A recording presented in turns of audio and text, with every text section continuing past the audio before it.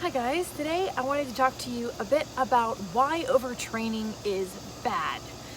When I was younger, I used to think more is more when it came to exercise. But as I have grown older and wiser, and as I've grown and slidden back and failed and tried again, I've realized that overtraining is a real thing. So why is excessive over exercising a bad thing? I made a little list.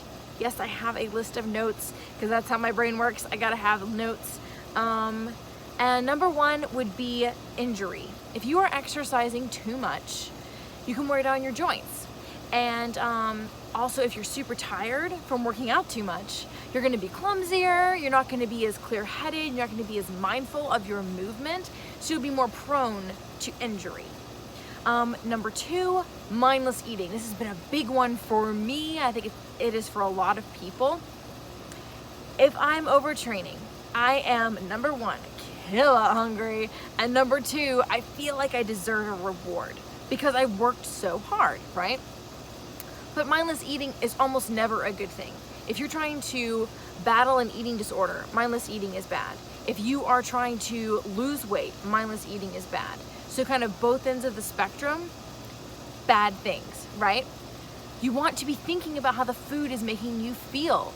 You need to be thinking about the kinds of food that you're eating, because typically when you are mindlessly eating, you're going to be eating,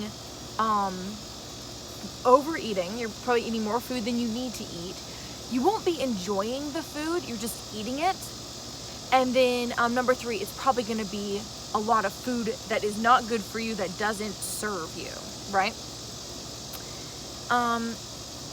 This overtrain binge cycle is a very common cycle that I see a lot of people dealing with. It's something that I have dealt with in the past as well. It's not healthy. It can often lead to eating disorders if you have this kind of overtrained binge cycle, because it can lead to binge eating. If you struggle with an eating disorder, this can make that worse, because it can make you think, I can burn off all these calories that I'm eating, so I don't have to worry. And then you will binge, and then you might feel like starving yourself, or you will think that you need to overtrain even more. But the truth is, you cannot outtrain a bad diet. I know you've heard this a million times, but it is true. You can eat 2,000 calories in an hour easy. I've done it before. I know you can probably eat more than that quite easily, just depending on the kind of food you're eating.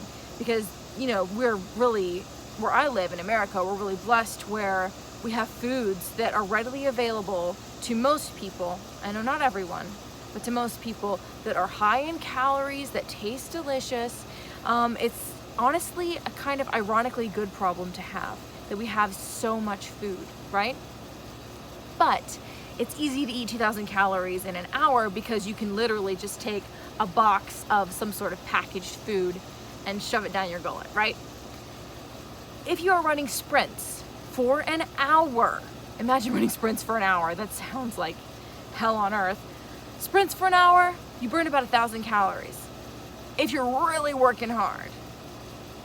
So I'm not exactly sure. Michael Phelps probably could burn more than that, but he's an Olympian, so yeah, probably not gonna be able to burn off all the calories that you eat. So instead of doing that, don't overtrain and just try to eat healthy, like a normal, healthy person, right? So then, number three, no recovery. Now this is probably the one that you think of the most. This is something that people tell me when they hear that I exercise 6 days a week. They're like, what? That's so often. But the thing is I work out for like 30 minutes a day. So it's not actually, I mean, it's intense exercise, but it's not that much. It's not like I'm in the gym for 2 or 3 hours, 6 days a week. That would be overtraining, right?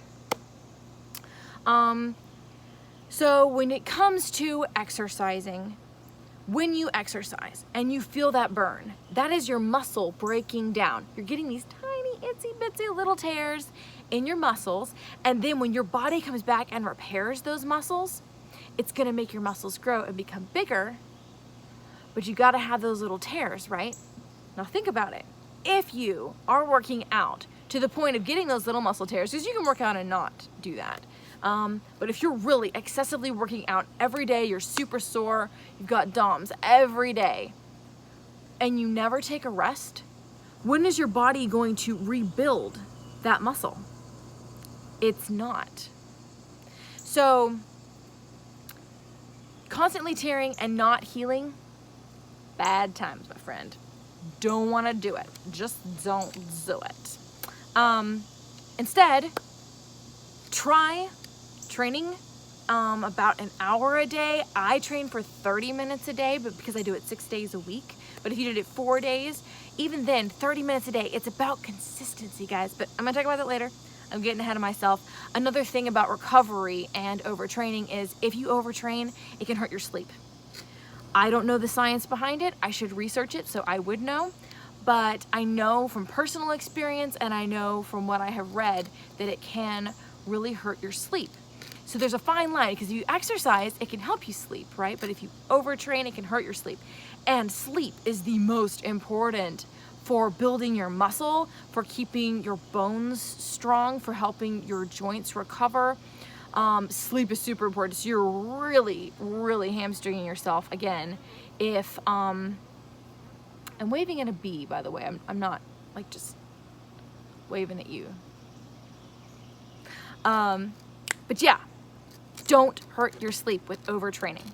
And number 4, you probably expected this one coming as well, burnout. It's gonna happen if you are overtraining.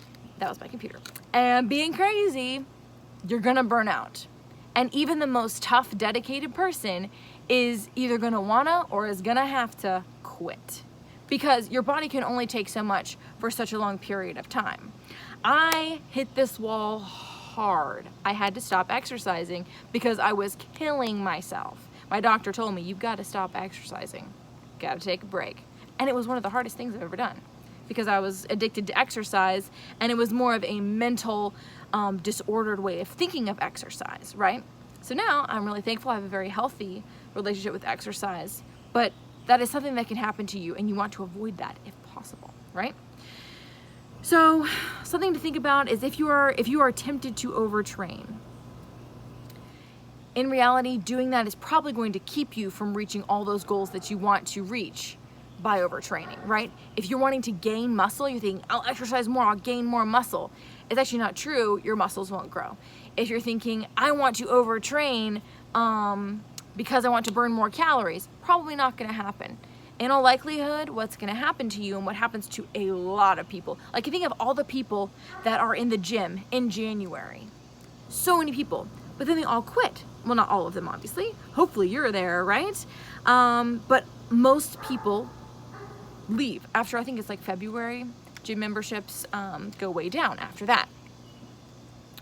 The reason is burnout. They're probably someone who doesn't know what to do, and so just looks up a workout online, but this workout is made for someone who's been bodybuilding for, years, and their muscles are sore, they hurt, they're tired, they can't sleep, they're binge eating, right? All these things, and they're like, this is too hard, I'm just gonna quit.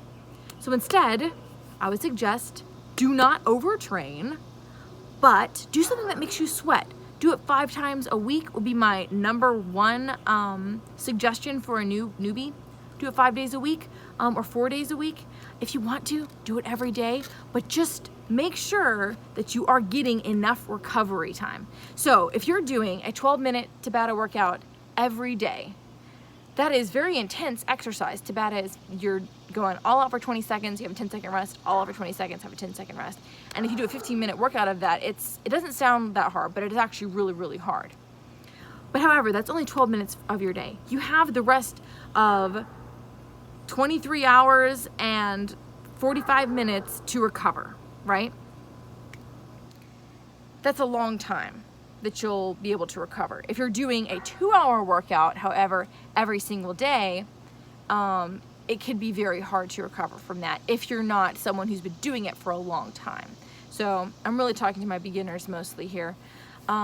Just make sure that whatever you're doing, it's something that you can continue to do for like 10 years. Yeah, long term. You gotta think long term, guys and gals, because if you think short term, if you think the next 3 weeks, Let's say you make it to the end of that 3 weeks. Then what? You got to think about the long term. You got to think about sustainability. You got to think about consistency, doing it all the time. Because if you did 15-minute Tabata workouts for the next 10 years, you'd be really fit, right?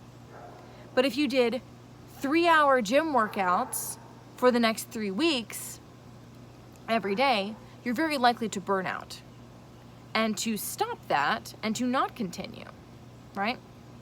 So just think about sustainability, because I think that is the best thing for me when I'm tempted to overtrain, is to think about what is sustainable for me, what's actually going to keep me healthy in the long run, as opposed to giving me short-term results that may or may not even arrive. I hope you guys enjoyed this video. I would love to hear your comments on what you think. Remember, I'm CoFit Coaching on Instagram. If you are a client of mine, I would love to get an email from you and we could discuss this. But I want you to remember that you have so much more potential than you know. And you are made for a purpose. Go out and find it. Have a great day.